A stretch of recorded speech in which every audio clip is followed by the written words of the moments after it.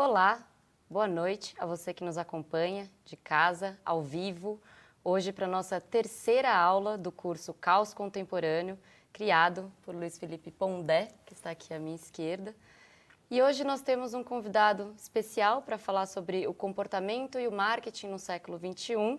Esse convidado, que está aqui à minha direita, é o Walter Longo, publicitário, administrador de empresas e empreendedor digital. Boa noite, Walter. Boa noite, Gabi, boa noite, Pondé. É um prazer estar aqui com vocês. Obrigada. E aqui à minha esquerda, já conhecido de todos nós, o filósofo Luiz Felipe Pondé. É um prazer estar aqui, agradeço, Gabi, FAAP e o Walter. Já aprendi muito com ele sobre comportamento contemporâneo. Não começa assim que aumenta a expectativa. Seguro. Mas as expectativas estão altas já, devo dizer. Então eu vou, sem mais delongas, novamente, passar a palavra para o Walter Longo para que ele fale sobre comportamento e marketing no século XXI. Por favor, Walter. Você sabe que sem um PowerPoint fica mais complicado, Fica, né? Você né? falar assim. Mas nós vamos falar hoje um pouco sobre exatamente 3 tendências que estão, de certa maneira, alterando o comportamento, gerando isso que o Pondé chama de caos contemporâneo, não é? Porque são 3 tendências que estão se agudizando e que, portanto, geram essa sensação de incompreensão, não só do que é, mas principalmente do que vai ser. Então, a primeira coisa delas é que nós trocamos o mundo da autoridade pelo mundo da alteridade. Ou seja, até pouco tempo atrás, a vida, tudo estava mais ou menos definido. Se meu pai tinha uma profissão firme, eu acabava seguindo a profissão dele. A gente, quando chegava nos 20, 25 anos, tinha que casar. Era uma coisa já mais ou menos combinada, né? Se eu trabalhasse numa empresa, eu tentava ou ficava na empresa a vida inteira até me aposentar, não é? Havia a roupa de ir na missa, e a roupa de entrar no avião, e a roupa de ir numa festa, havia um traje específico, ou seja, estava tudo mais ou menos absolutamente definido. Padronizado. Então, né? havia uma autoridade, seja a autoridade da pressão social, seja a autoridade divina, seja a autoridade dos pais, havia uma autoridade que comandava nossos atos e, de certa maneira, nos aliviava de ter de tomar muitas decisões. Estava tudo mais ou menos estabelecido, não é? Aí, de repente, nós hoje tomamos, segundo pesquisas, 25 vezes mais decisão que tomávamos na década de 80. Ou seja, houve um acréscimo decisorial de 2.500%. E o que eu chamo disso? Eu dou um exemplo. Antes, eu assistia ao filme que a Globo passava às 8 da noite no sábado. Agora, eu tenho 1,5 milhão de filmes que eu posso assistir na Netflix, na Amazon Prime, né, no YouTube, onde for. Antigamente, chegava numa reunião, a mulher trazia o café e servia do bule para todo mundo tomava o café do bule. Hoje não, Nespresso. 120 tipos de café, restreto, ligeiro, pingado, carioca. Né? Exato. Eu chegava num hotel, em qualquer lugar do mundo, por mais sofisticado que fosse o hotel, e deitava no travesseiro que estava na cama. Agora não, menu de travesseiro. Você dorme de lado, de frente, de bruços, não é? Menu de travesseiro. E você tem que decidir isso. Antigamente tinha, no máximo, 2 classes no avião. Hoje, se você for ver, são 8. Tem o coach, tem o super coach, tem o comfortable coach, né? Tem o que dá direito a isso, dá direito. E refeições. 15 tipos, você pode pedir antes a sua refeição, se é cachê, ou seja... Se você olhar o volume de decisões que a gente tem, é assustador. Além, evidentemente, quando vai buscar informação, de opções entre 70 trilhões de sites na internet. Que é desesperador. Eu não diria desesperador, mas eu diria, Houston, we have a problem. Porque né, você tem essa dificuldade. Que é dos anos 70, né? Exato. Houston have a problem. Então, aí, o que é importante? Essa abundância decisorial trouxe, evidentemente, uma mudança radical na forma como a gente interage com o mundo. Nós não somos mais guiados por algo. Até o sexo agora não é mais a da certidão de nascimento. Até a opção sexual, você pode tomar decisões. Então pensa o nível da necessidade que as pessoas têm de decidir sobre tudo. Isso não era assim antes. Ora, O que isso traz como consequência? Uma dificuldade de muitas pessoas de tomar decisões. E aí Nietzsche, um dos preferidos autores do Pondé, ele separa dois tipos de pessoas, as pessoas de moral escrava e de moral aristocrata. As pessoas de moral aristocrata são aquelas que introjetam os problemas e as decisões. O vulgo deixa comigo. Deixa comigo. Eles gostam de tomar decisões, gostam de se adiantar frente aos outros, gostam de ser donos do seu destino, têm como objetivo se superar a ele mesmo cada dia que passa, né? E tem uma visão, eu diria, bastante confortável de um mundo de múltiplas decisões. As pessoas de moral escrava é quase que o contrário disso. Elas extraem de si os problemas e perguntam quem vai tomar providência. O problema não é comigo. Quem vai resolver para mim? Quem vai resolver isso, né? Gostam de serem guiadas, de dizerem para elas o que elas precisam ou devem fazer. Tem um enorme ressentimento, que é um dos temas preferidos do Pondé, né? Porque se por um lado sentem esta falta de necessidade de decidir como um prazer, por outro lado, odeiam a sensação de serem comandados e gostariam, no fundo, de não serem o que são. Então, moral aristocrata e moral escrava, que mais, dentro do mundo politicamente correto, podemos trocar por moral dos senhores e moral de rebanho, né, como chamam alguns, mas, no fundo, são os dois tipos de pessoa. O que está acontecendo neste momento? O volume de ampliação decisorial conforta os de moral aristocrata e oprime os de moral escrava. De alguma forma, você tem, neste momento, pessoas que estão cada vez mais felizes, seguras e se sentindo participante do processo como protagonista, e um enorme grupo de outras pessoas que se sente oprimido, que sofre com esta necessidade de decidir a todo o instante. Então, eu diria que essa é a primeira tendência desse mundo que está gerando essa dificuldade da gente entendê-lo.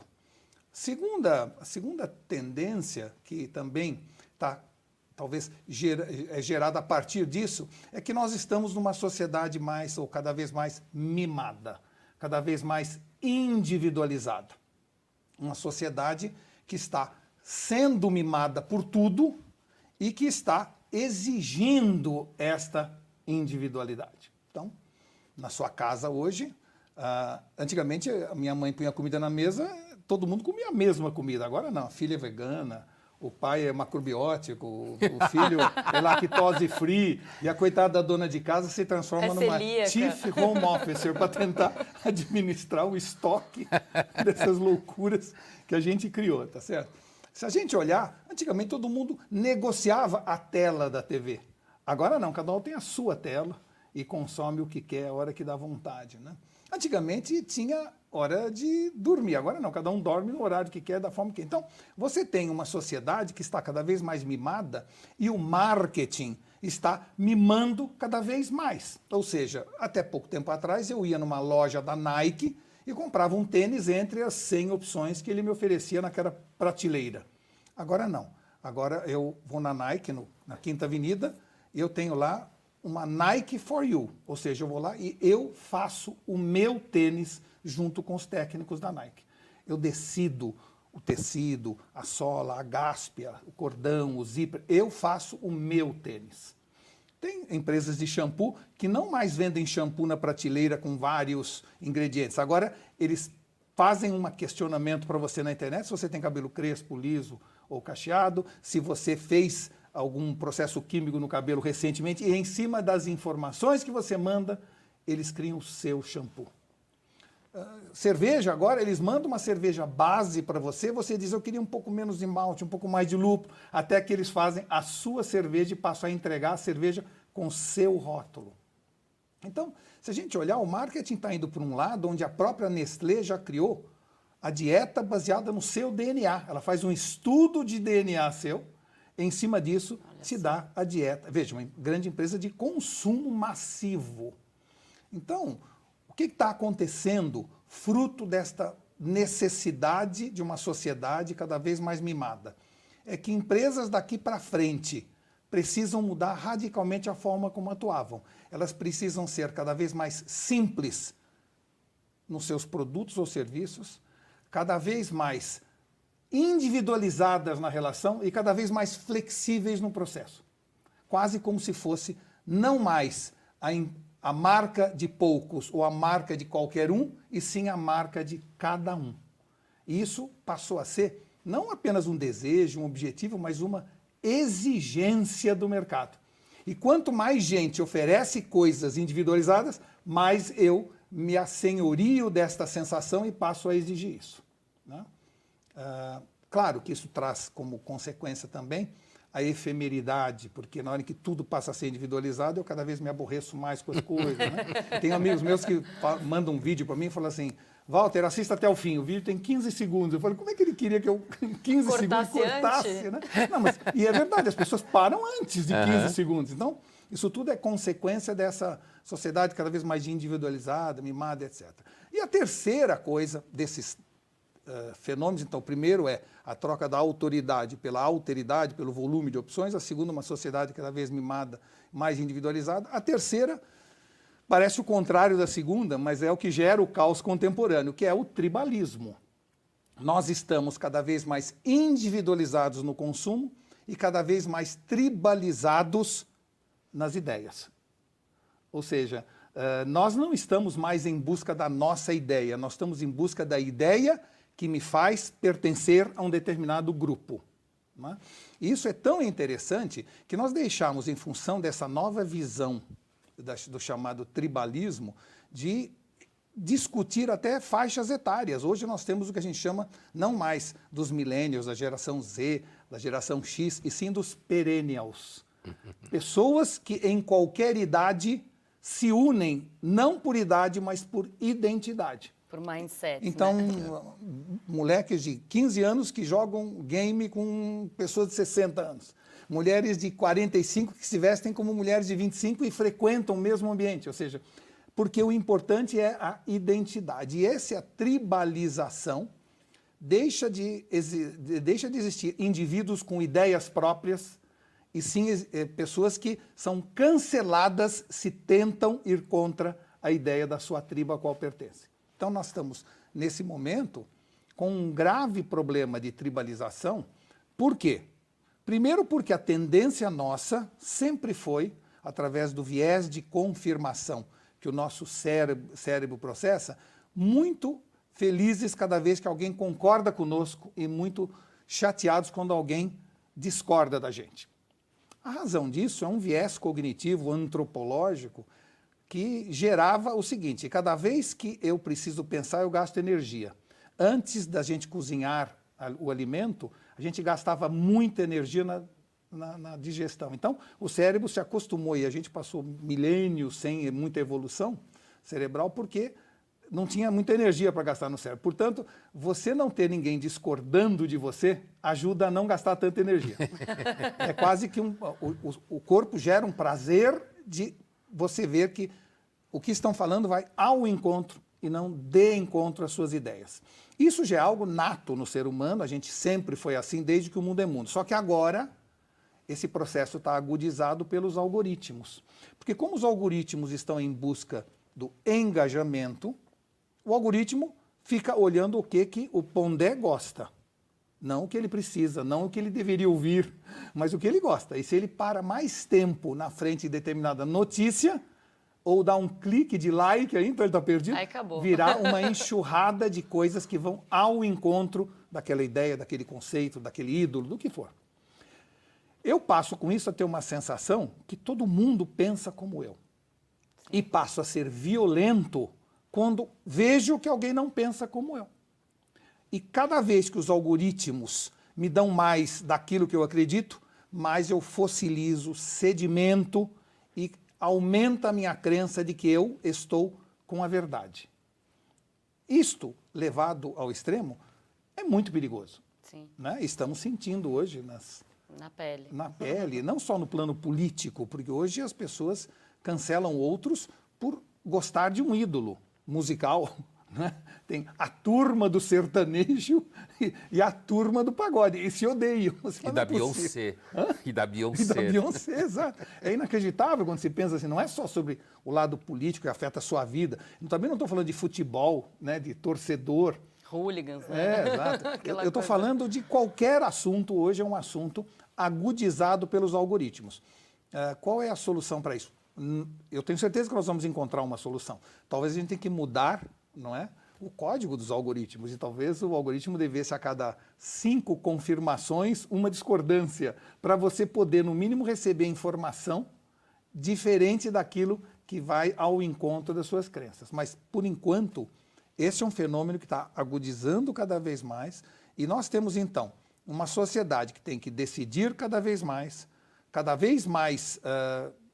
individualizada nas suas vontades, portanto mais mimada, e ao mesmo tempo tribalizada nas suas ideias, gerando, eu diria, uma indigência cognitiva, porque se você não tem o contraditório, você deixa de pensar, e essa indigência cognitiva está gerando, então, aquela sensação de que tem muita testa oleosa pensando que é mente brilhante. E esse é o resultado dessa confirmação contínua de ideias que a gente tem, entendeu? Não é o seu caso. Não, eu estou pensando em outra coisa. Estou pensando nos youtubers que dão uma aula sobre clássicos. É isso, é maravilhoso, Pondé, é maravilhoso. Que sim, é ótimo isso.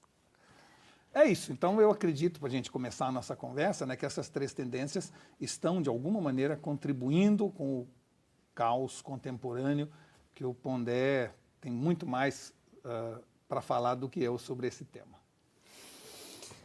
Bom, obrigado. Eu falei que a gente aprende muito sobre comportamento com ele.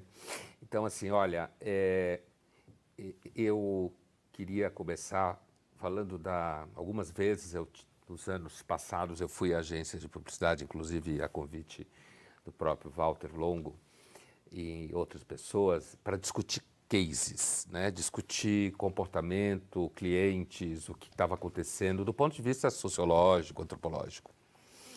E eu sempre gostei muito desse tipo de trabalho porque eu achava essas discussões, as discussões mais inteligentes das quais eu participava.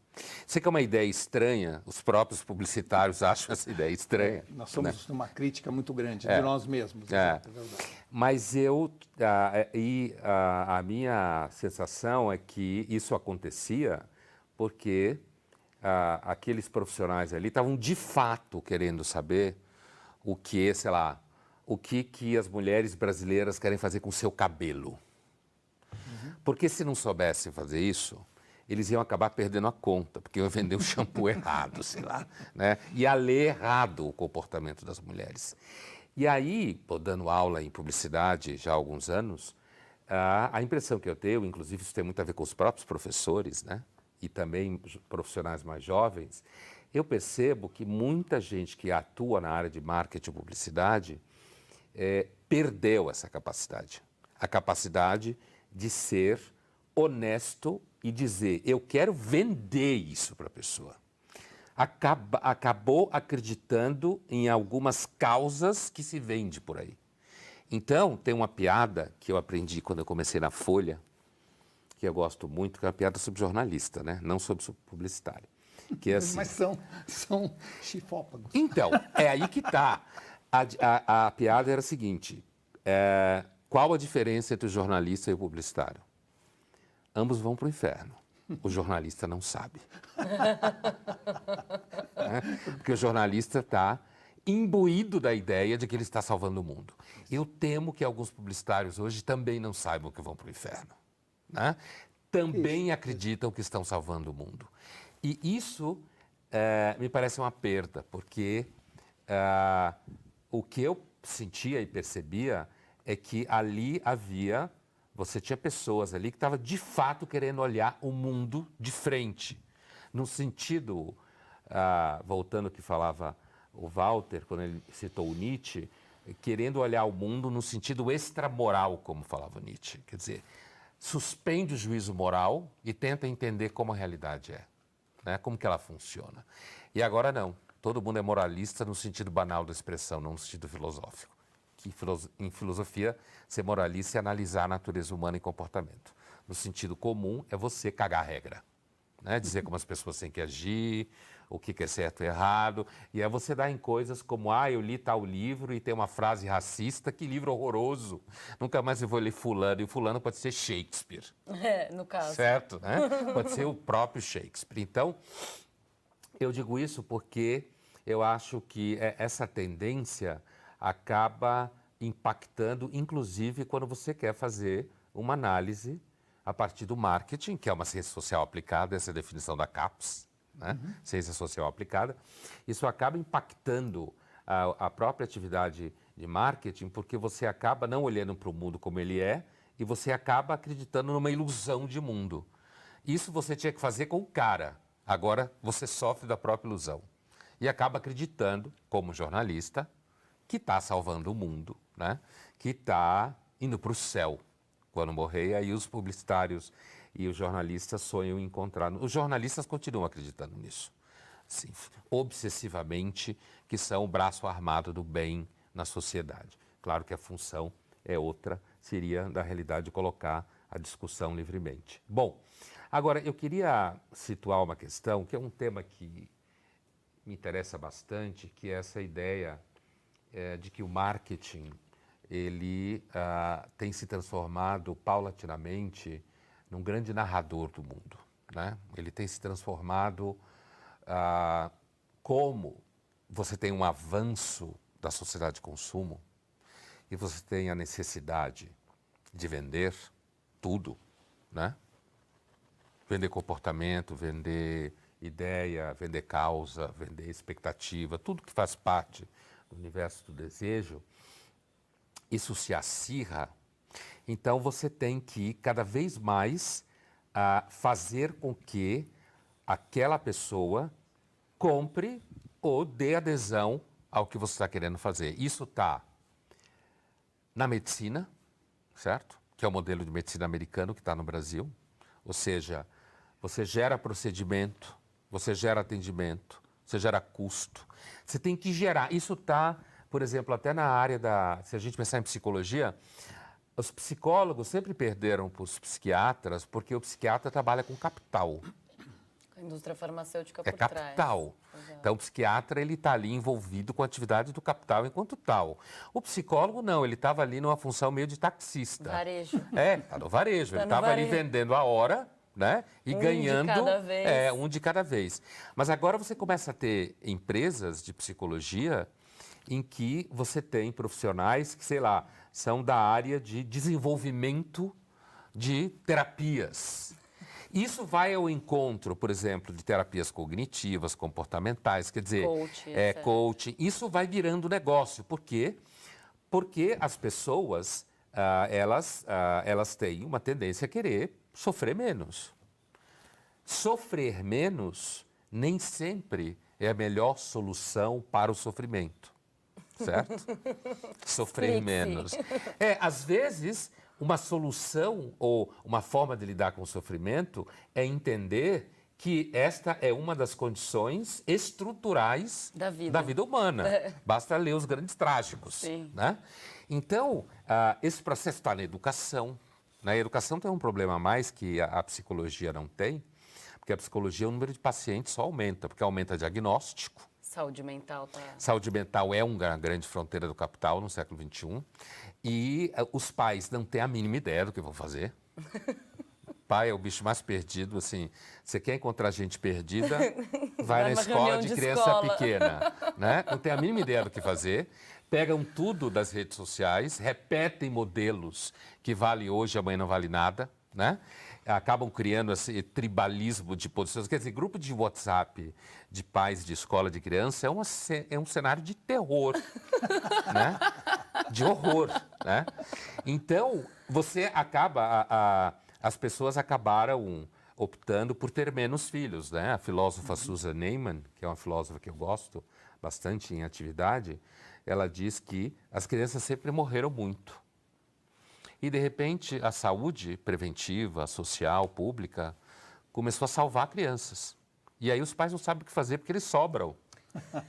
Né? Então, qual é a Tinha-se decisão? muito porque morriam muitos Morria. no processo. Agora não.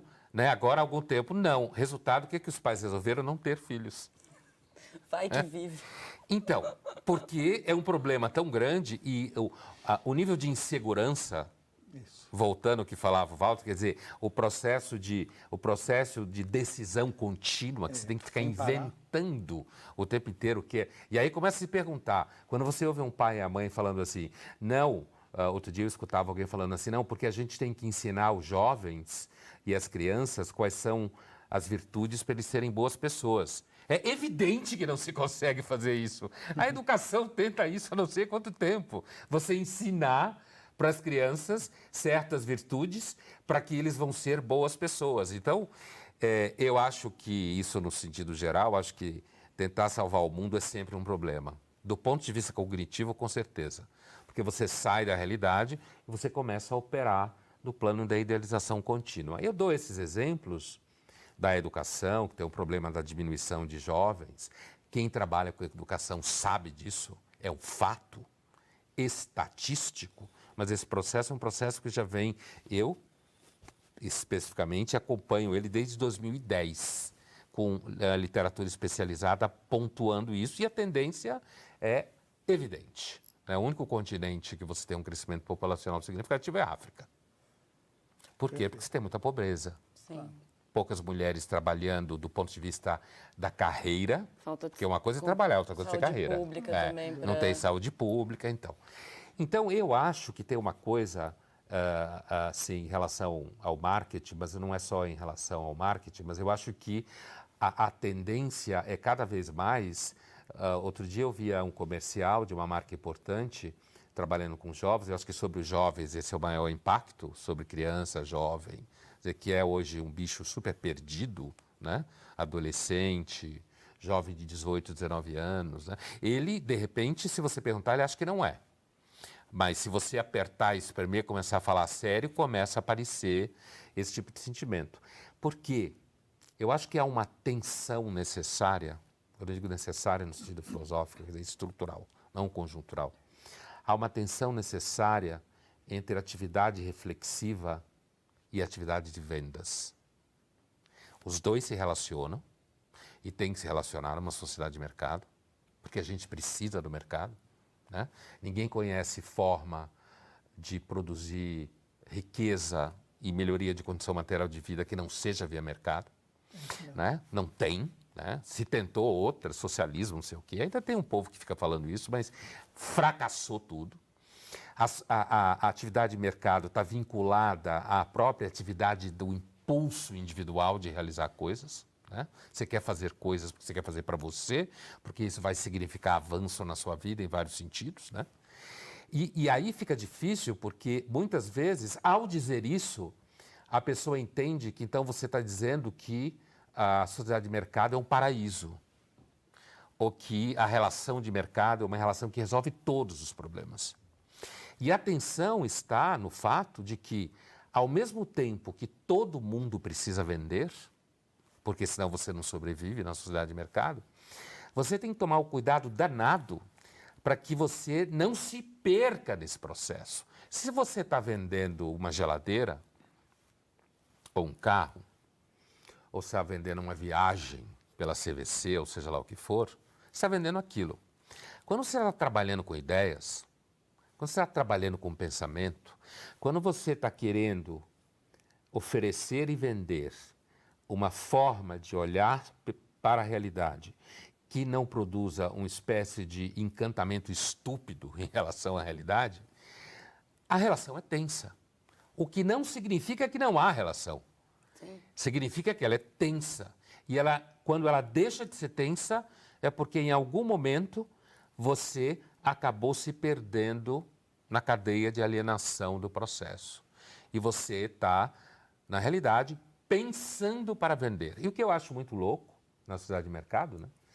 Que eu acho ela imbatível dos modelos que a gente conhece até hoje de economia e de produção de vida material, e não só material, é porque, ao mesmo tempo, o mercado é capaz de ter nichos que falem mal dele, certo?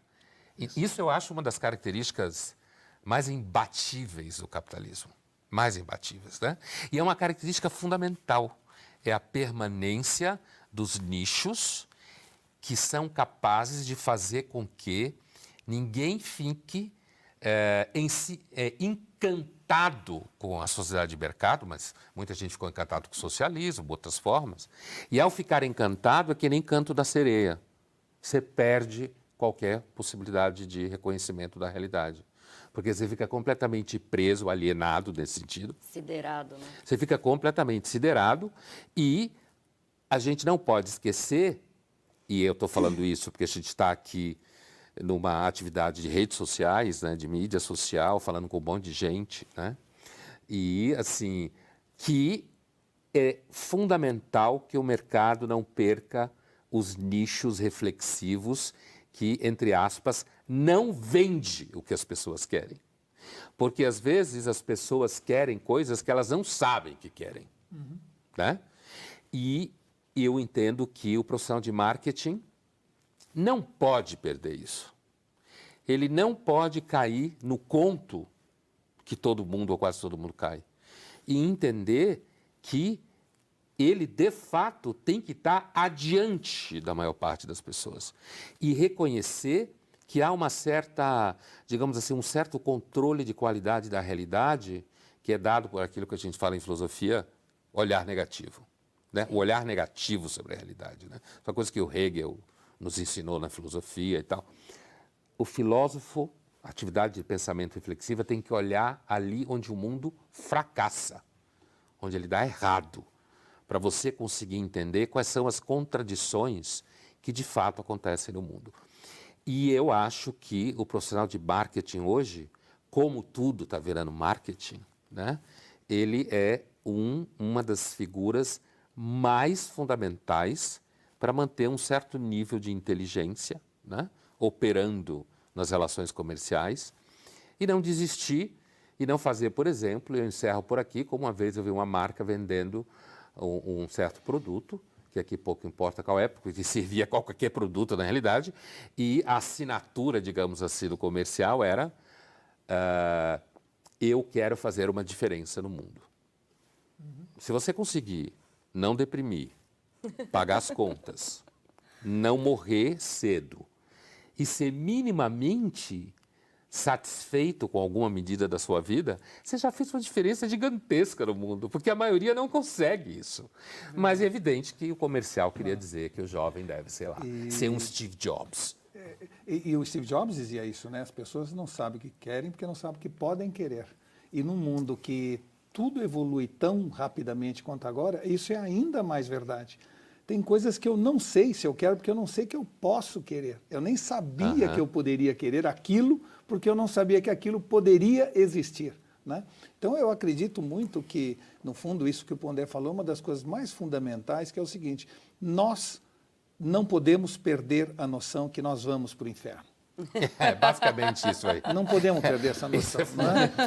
Porque, assim, houve uma época do mundo, né? Houve uma época do mundo em que a gente vendia a causa através de produto. Quando eu, de alguma maneira, vendia um aspirador de pó para que aquela mulher tivesse mais tempo para se dedicar a ela mesma, aos filhos. Isso era uma causa que eu vendia através do produto. Hoje, a obrigatoriedade é vender produto através de causa. E é um equívoco brutal, exatamente, não é assim que se faz, entendeu? Aí é que gera essa sensação de que eu tenho que me redimir dos meus pecados de ser um profissional de marketing vendendo uma causa. E eu acredito que isso é um caminho que vai banalizar o propósito. E ao banalizar o propósito, você banaliza a identidade entre marca e consumidor. Então, temos aí hoje um conundrum, uma dificuldade de entender que vender causa através de produto dá uma sensação que você vai para o inferno, mas você vai para o céu. Ao passo que se você vender produto através da causa, você acha que vai para o céu, mas vai para o inferno. É uma banalização do propósito mesmo. Né?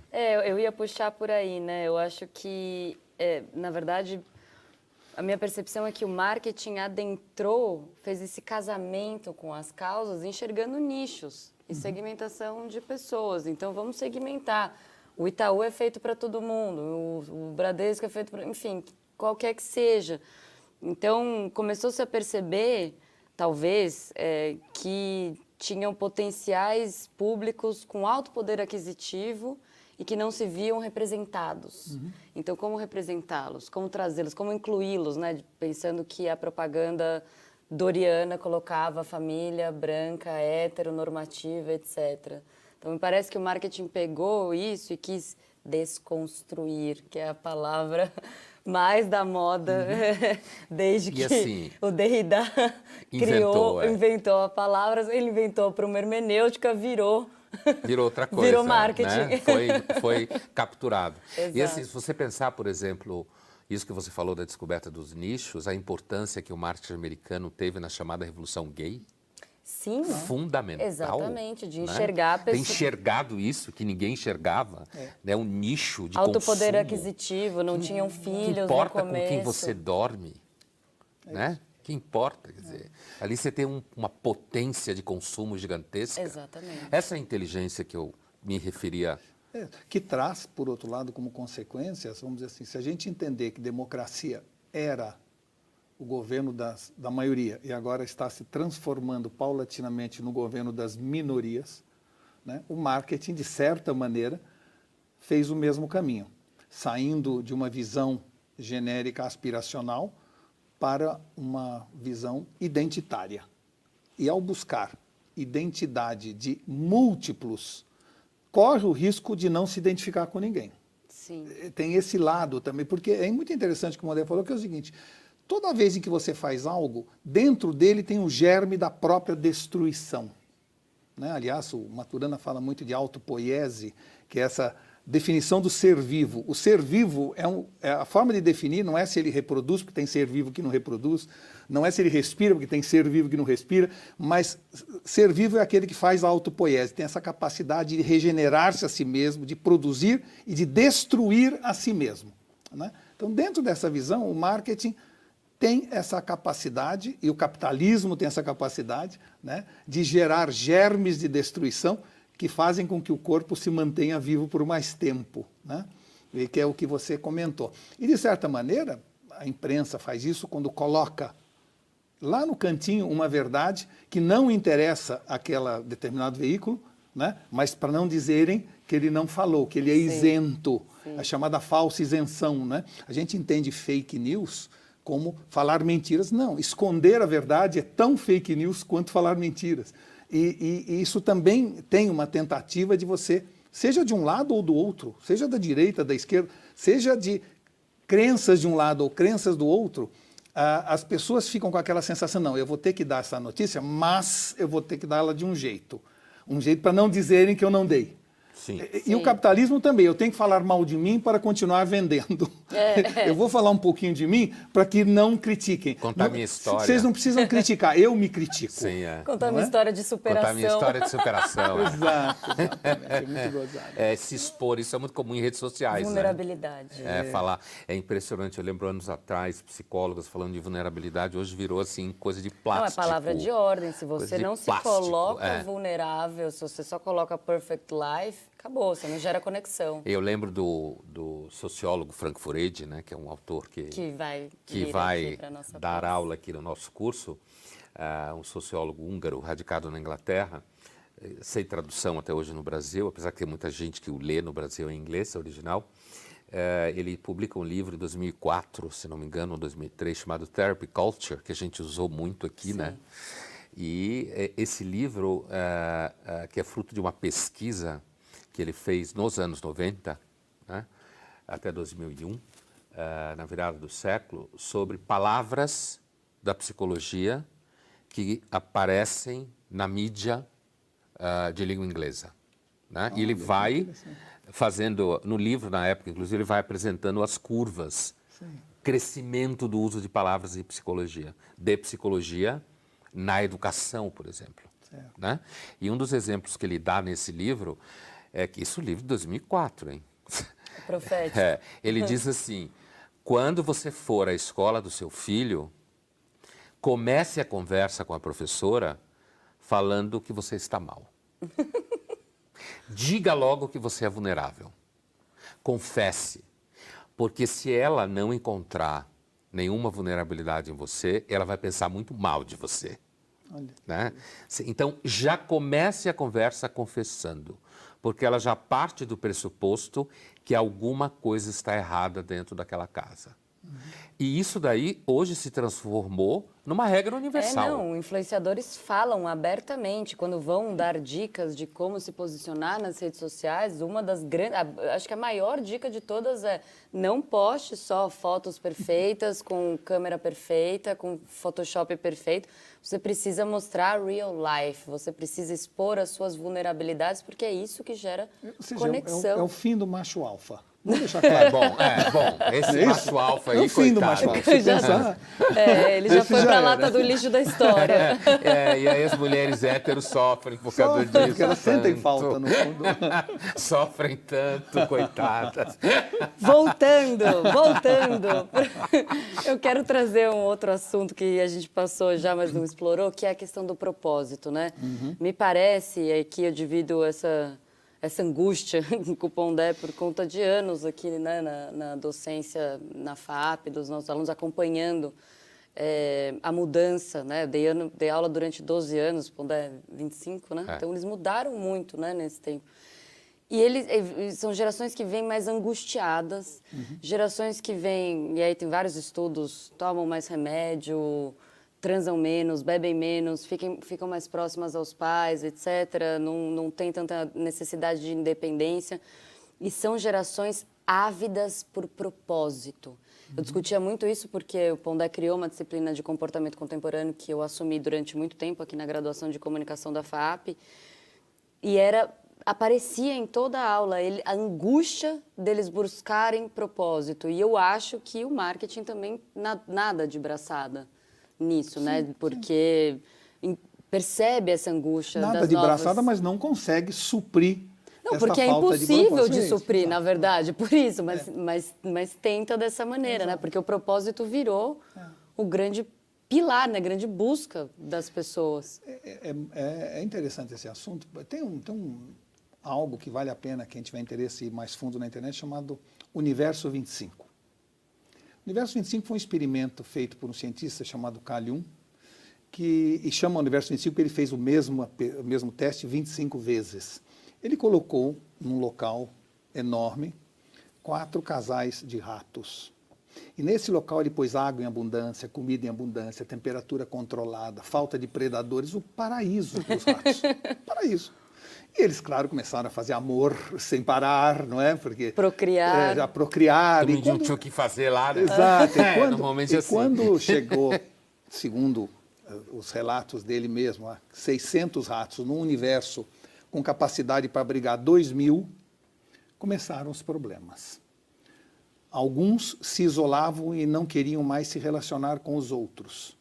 Outros formavam gangues e batiam nos outros, mesmo que não faltasse comida.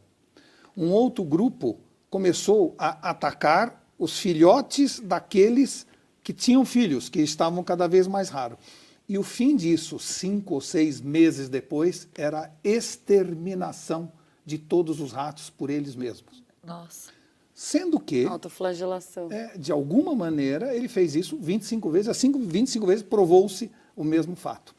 A conclusão dele, evidentemente, na época, era um pouco falando da superpopulação ou de como isso, de alguma maneira, neurotiza. Mas o que ele também levantou é assim, a falta de propósito não é apenas a falta de eu querer ser alguém ou querer realizar, é também a falta de ter que lutar, de bater um bolo, de assentar um azulejo. Ou seja, nós não temos hoje as necessidades que tínhamos, as obrigações que tínhamos. E estas últimas gerações vêm tendo ainda menos essa necessidade de sobrevivência, de trabalhar. Então, você só está preocupado em salvar o mundo, ou mais preocupado com o fim do mundo, porque alguém resolveu o fim do mês. Porque se você tem o fim do mês para resolver, você não necessariamente se dedica tanto a discutir o fim do mundo. Bom, eu estou dando o exemplo do Carl Jung apenas para dizer o seguinte, uma coisa para a gente refletir é até que ponto a principal causa nossa não seria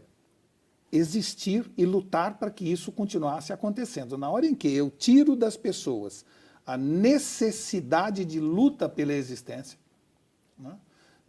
Ou a luta pela realização. Na hora em que eu vendo no marketing que nenhum CNPJ vale um AVC, que, na verdade, o que importa é ser e não ter, que, na verdade, vamos dizer assim, o mundo está indo para um lado que eu discordo, portanto, eu desço dele e vou embora. Ou seja, que a gente tem essa liberdade não existia. Vou morar na Ecovila, né? Vou morar na Ecovila, ou eu estou cumprindo o meu papel porque eu estou reciclando o lixo. Eu estou dando um exemplo apenas caricato e não quero que me levem tão a sério, mas estou dizendo assim... E digam que você não recicla lixo, né? Exato, até porque eu não reciclo. Ou exatamente. eu, então, que sou contra as ecovilas. Exato, exatamente. Mas assim... Só eu me salvei aqui. Olha só! A tendência nossa acaba sendo essa falta de luta, essa falta de ter que levantar cedo, ter que trabalhar. E a gente vende ainda no marketing a sensação de que eu vou fazer um aplicativo e vou ficar milionário, o que também não é verdade. Vou virar unicórnio em 2 anos e meio. Exato, e portanto não há mais uma correlação que sempre houve na cabeça das pessoas entre esforço e recompensa. Esse conceito de esforço e recompensa é o que movia o mundo. Eu sei que se eu me esforçar mais, eu tenho mais. Se eu me esforçar menos, eu tenho menos. Essa equação, ela foi desmanchada na cabeça das pessoas, né? E eu acho que com isso nós temos hoje, como ele falou, muito mais doenças, muito mais problemas, porque assim, muita gente acha que dor e sofrimento são a mesma coisa, elas são antípodas. Quanto mais você aceita a dor, menos sofrimento. Quanto mais você rejeita a dor, mais sofrimento. E isso é algo que o Carl Jung mostrou na Utopia dos Ratos, no Universo 25, e é algo que a gente está vendo hoje nas escolas, nas crianças. Não é? Sim. Você sabe essa coisa que você falava, Walter, de que agora tem que se batalhar menos pelas coisas? Acho que a gente pode olhar isso, inclusive, de um ponto de vista evolucionário. E aí, dando um exemplo caricato, para alguém falar mal de Por mim favor, também, né? Para não deixar pra só eu e o Walter só nessa vocês situação. apanhando, né?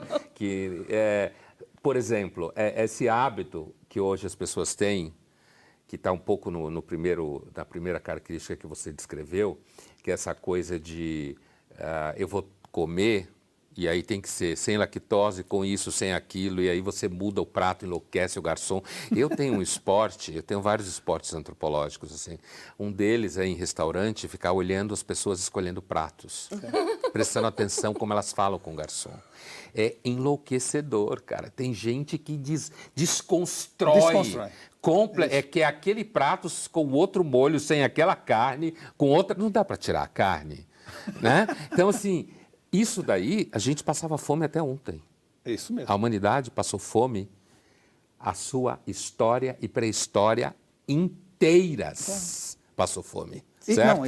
E hoje tem gente passando fome. Hoje continua ter gente passando fome. Só que o que a gente discute somos nós. Porque você tem uma grande bolha, né, que é uma bolha que produz e gera riqueza em vários níveis, que começa a achar que a gente não passou fome. Do ponto de vista evolucionário, assim como, por exemplo, quando se fala que você hoje tem muita depressão na terceira idade, a espécie nunca viveu tanto tempo. Então, se a gente tem um vácuo de propósito e sentido na vida, que pode ser preenchido por você ter que cuidar para não morrer de frio, né? Se você tem esse vácuo, e aí você vive mais tempo, o vácuo se apresenta mais ainda. Então, quando você olha do ponto de vista evolucionário, você tem uma espécie que é pré-histórica, nós somos uma espécie pré-histórica, biologicamente falando, a gente vem da pré-história, igualzinho. E aí, hoje, de repente, a gente está num ambiente em que se começou a acreditar, e inclusive, eu repito, psicólogos, professores, fazem os mais jovens acreditarem nisso, de que não, a gente pode sim, o mundo pode ser exatamente aquilo que você tem na cabeça de fato. E aí, como você não tem mais que, sei lá, cuidar para não morrer de frio, cuidar para não morrer de fome, você acaba produzindo um comportamento que não é o comportamento da espécie. E aí você pode criar, inclusive, questões psicológicas, porque o ser humano tem 2 meio ambientes que ele tem que se adaptar. Os outros animais, até a gente sabe, só tem um, que é o externo. A gente tem que se adaptar ao meio ambiente interno. Claro, é isso Tem que mesmo. sobreviver a si mesmo. Tem que sobreviver a esse mundo no qual a gente vive. E uma outra coisa que você falou quando você passou pela política, que eu acho importante, é que assim, e que vai ao encontro do marketing, das redes sociais, de tudo isso, é que assim, a política, na sua definição procedimental, certo? A política não, a democracia, corrigindo. A democracia, na sua definição regimental, procedimental, ela é o seguinte, ela é um regime social em que instituições garantem que quem vencer a competição pelo voto manda. Essa, é claro que ela tem a dimensão institucional também. Mas é isso. Mas do ponto de vista núcleo duro. procedimental, a atribuição de poder na democracia, pelo menos no âmbito daqueles cargos eleitos, É o da maioria. é vencer a competição pelo voto, certo? Os políticos sabem muito bem disso, os partidos. Só que, portanto, na política, na democracia, Platão já tinha falado isso de outra forma lá atrás, na democracia vale tudo para você vencer uma eleição. Tudo. Contanto que você ganhe. Porque se você ganhar, vai ser atribuído a você o poder. E você manda. Esse detalhe, que não é um detalhe, né? Isso é uma... Você tem o Schumpeter, você tem o Huntington, que trabalharam, são já falecidos.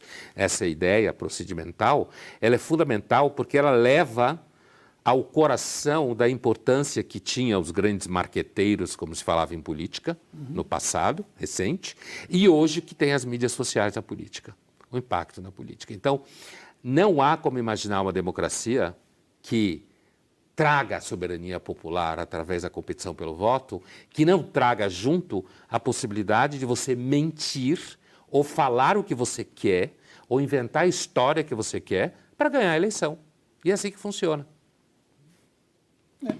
E mais do que isso, né? E as pessoas contrárias a você geram uma força de igual potência, da mesma forma, falando mentiras sobre você. Exatamente. E você, ao ouvir que os outros estão falando mentiras sobre você, sente que tem a liberdade de fazer o mesmo. E, de repente, nós entramos nesse mar de mentiras, de falcatruas, de fake news, e é muito difícil para a média da população separar o joio do trigo, ver o que é verdade e o que é mentira, porque nós estamos sendo filtrados por um coador de café que a gente não conhece o dono. E não tem noção de o que está passando por aquele coador. Não é? Não temos ideia. Então, daí a necessidade de você, de alguma maneira, evitar o tribalismo, ir em busca do contraditório, assistir aquilo na TV que você jamais assistiria, ler um autor que você tem desprezo por ele, avaliar uma pesquisa sob o olhar do contraditório ou do seu arqui-inimigo. Só assim você vai chegar perto, não chegará lá, chegará perto de uma visão um pouco mais realista do que está acontecendo. Uma das coisas mais graves dos políticos, e a gente pode falar, ou dos, vamos dizer assim, dos que comandam o país ou o poder, isso acontece muito nas organizações, é que a gente recebe também ao nosso redor uma caterva de pessoas que só diz para a gente o que a gente quer ouvir. Sim, é claro. Não é? É super legal isso, a gente fica bem. Exato. Não, a gente tem certeza que estamos certos, que estamos no caminho, né? Então, esse é o primeiro problema. O segundo problema é que nós temos uma sociedade hoje menos, eu diria, evoluída no plano semântico. E isso é outra coisa, a simplicidade da escrita nas redes sociais hoje é algo que me causa espécie.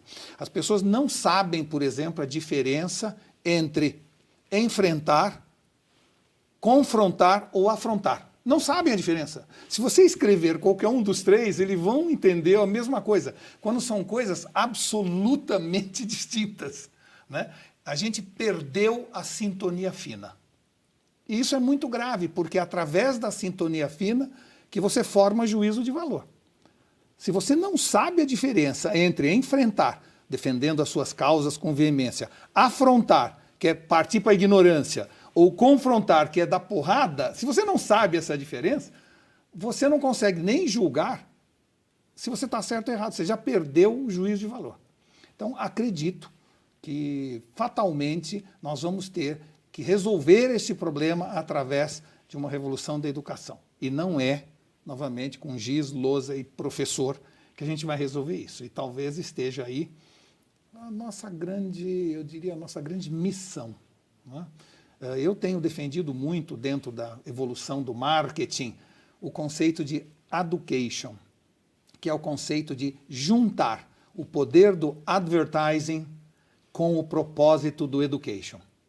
Ou seja, integrar a força do marketing com o poder que a educação tem de disseminar propósito.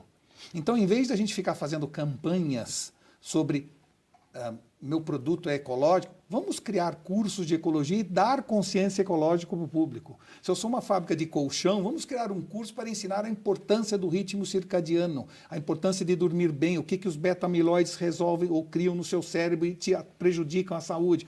Vamos trazer para a população, não é, através da educação, o propósito das empresas, já que as empresas estão tão imbuídas desses propósitos. Mas continuar transformando o propósito em slogan ou filme que ganha prêmio em Cannes não resolve nem o problema do produto, nem o problema do consumidor. O propósito em si não é um problema, né? Agora, ele transformado, embalado desse propósito, na verdade, diz respeito ao sentido. Todo mundo Sim, é um busca problema estrutural minimamente mesmo. um sentido Talvez não tenha pra... sentido nenhum e aí a gente busca. A gente busca. Sentido maior, eu quero dizer. Não, E mas aí eu a tô gente falando busca e encontra. Estou falando do ponto de vista individual. Do ponto de vista individual, todo mundo quer fazer o que gosta, quer ter o mínimo de reconhecimento, quer, enfim, aquela coisa... Agora, quando isso vira um propósito para além e que realmente a minha vida precisa ser dedicada a isso e a coisa se torna um slogan, aí eu acho que começa a complicar e complica muito na cabeça dos muito jovens. Né? E olha, educação, você estava falando do propósito da educação, grande parte, pelo menos das instituições privadas, o propósito hoje é garantir a sustentação financeira, porque e que é fundamental. É um propósito legítimo. É um propósito legítimo na vida de todo mundo. Só que é aí que volta aquilo que eu falava antes, quer dizer, aquela tensão entre o modo de operação do mercado e, às vezes, a necessidade de você oferecer alguma coisa que, de cara, não parece alguma coisa que tem valor, certo? E que vai ao encontro daquilo que você disse, você pode não saber, que você pode querer alguma coisa. É isso mesmo, exato. Se você não dá a chance, você repete o tempo inteiro aquelas 3 fórmulas do que você tem que querer. E aí, nesse sentido, vocês sabem muito bem das minhas brigas com a autoajuda e com o mundo motivacional, que eu tenho um prazer enorme em esculhambar a literatura de autoajuda e motivacional em todos os níveis, é porque eu acho que a literatura motivacional, e isso é uma discussão corporativa bastante grave, né?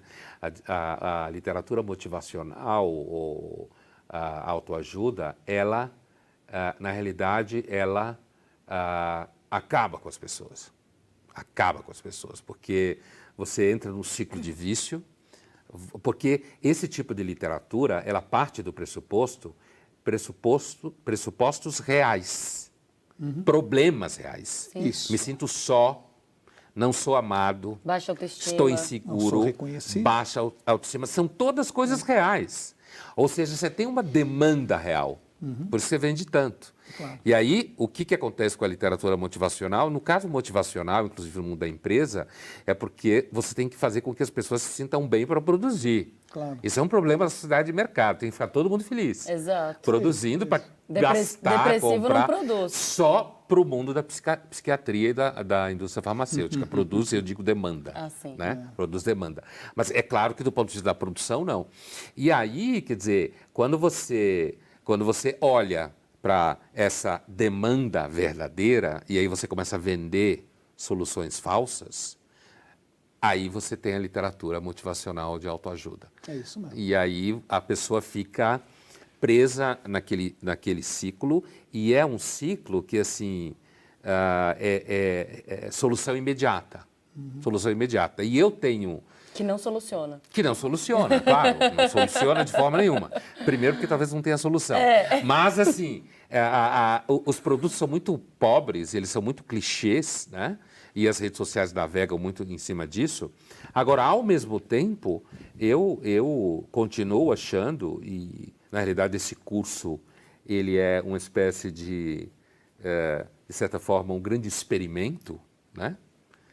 Que é o experimento de você vender negatividade. Quer dizer, no livro que eu escrevi alguns anos atrás sobre marketing, que o Walter fez a orelha, o comentário, né, sobre o livro, eu pensava justamente isso. Eu dizia num dado momento que eu achava que o marketing em algum momento teria que vender o niilismo. Vender o niilismo no sentido de ser pelo menos aquele que vai parar de mentir, quando todo mundo está mentindo. Tentemos. Entendeu? E assim, então, esse é o que eu chamei de experimento, porque nicho há.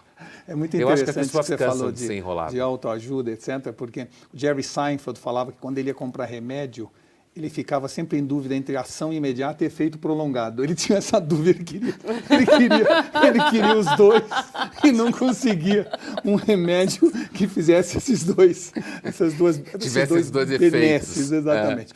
Eu queria dizer para isso que isso é tão verdade, eu concordo tanto com o que você está falando, que essa indústria da autoajuda, ela parte de problemas reais, mas ela não resolve o problema, não é? Às vezes ela até cria outros problemas. O meu próximo livro, e estávamos conversando sobre isso aqui no caminho, é Abaixe os Gurus, Salve os Guris. Eu acho que Deu uma de gaúcho? Guris? Guris e arraso. Eu até explico no começo do livro por que é guri, porque também você poderia...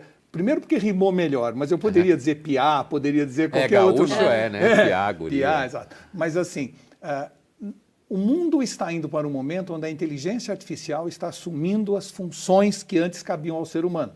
Levar pessoas do ponto A ao ponto B, ficar na linha de produção trabalhando.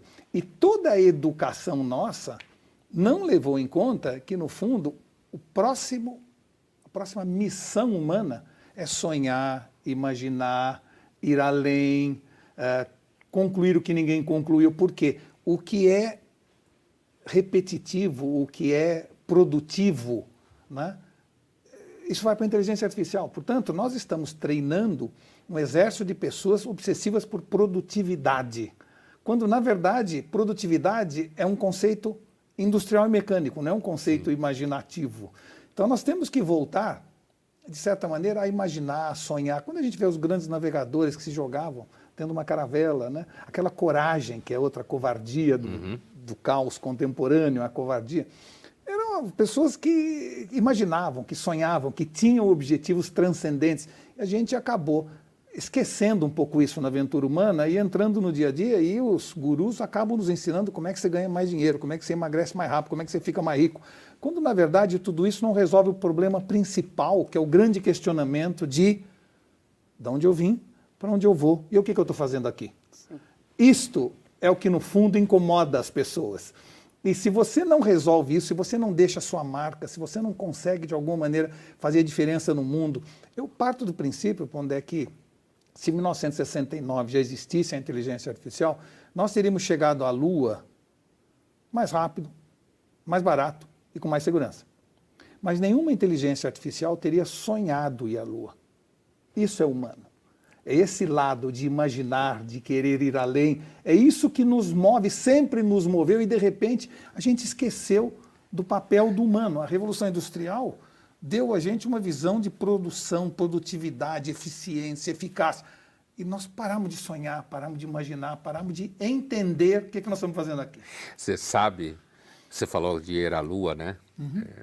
Eu sou bem da geração, eu tinha 10 anos quando o homem foi à Lua. E o Neil Armstrong era meu herói, né? Assim, eu queria ser astronauta, não sei o quê, como um monte de criança queria. E em 2019, saiu muita matéria em junho sobre a ida, por causa dos 50 anos, não sei o quê. E teve uma matéria muito interessante que foi originalmente publicada no LA Times, uma pesquisa bem interessante, uma reportagem bem interessante em que os dois jornalistas faziam uma hipótese que, assim, partia exatamente do que você estava falando. Se em 69 a gente tivesse inteligência artificial, teria sido tudo mais barato, mais seguro, e a gente teria ido e provavelmente teria descoberto coisas que naquele momento a gente não foi capaz de descobrir, certo? Claro. Porque não tinha tecnologia, É isso. né? E aí a matéria segue no sentido de, ao mesmo tempo, se perguntar se as pessoas que hoje trabalham na NASA, e aí é o universo específico, se elas conseguiriam passar pela pressão que aquelas pessoas passaram. Tinha ataque cardíaco em gente que estava envolvida no assunto, astronauta que morreu, lembra do projeto Apollo, antes de decolar, pegou fogo a cabine. Você tinha problemas familiares gravíssimos. Nas vilas onde os astronautas viviam, tinham problemas de casais, infidelidades, divórcios violentos, mulheres que não tinham o que fazer, porque o foco do marido estava tudo ali na vida com os astronautas e tal. Então, essa matéria ela é muito interessante porque ela põe lado a lado o ganho tecnológico gigantesco que a gente tem hoje e como, de certa forma, hoje talvez, segundo a matéria dos dois jornalistas, pelo fato da gente ter se acostumado e ter uma série de confortos, nós talvez tivéssemos dificuldade de encontrar pessoas que fossem capazes de correr o risco, não só dos astronautas, mas de quem estava em terra, a pressão. Tipo assim, se você errar, você está na rua, certo? Mesmo que seu coração estoure. E hoje você teria, então, o psicólogo, o advogado, a mãe, que ia reclamar na NASA, dizendo que você estava pressionando demais o filho dela. Burnout. Burnout, você ia ter burnout. Então, eu acho esse exemplo, eu lembrei desse artigo, porque assim, eu acho que o artigo ele coloca lado a lado, muito claramente, questões que têm a ver com o ser humano, né? E questões tecnológicas. E as questões que têm a ver com o ser humano, me parece que às vezes a gente acaba acreditando mesmo que quando avança o iPhone, os seres humanos avançam mesmo. E não necessariamente. Não é necessariamente verdade, né? De forma nenhuma. Gente, o nosso tempo já extrapolou, o papo está muito bom, por isso que a gente nem percebeu. Eu, por mim, continuaria aqui, mas cabe a mim esse ofício de finalizar um bate-papo que está tão agradável. Então, gostaria de começar te agradecendo, Imagina, Walter, pela quem participação. quiser mais, faz o curso. É isso aí. Exato, vai ser professor do nosso curso. Um profissional de marketing bom, tá vendo? É isso aí, mas essa é a ideia. Call to action. É isso aí. E obrigada a você também, Pondé. Obrigado a vocês. Por mais um dia. Obrigado a você que está aí em casa, nos assistindo até agora. E nós nos vemos amanhã na nossa 4ª aula do curso Caos Contemporâneo, sobre o ridículo do contemporâneo. Amanhã a gente vai dar risada também. Hoje a gente já deu... A gente dá risada o tempo todo, né? Mas amanhã sempre, o tema é esse. Mas amanhã vai ser mais. Com o JP Coutinho. Então, vejo vocês lá. Até mais.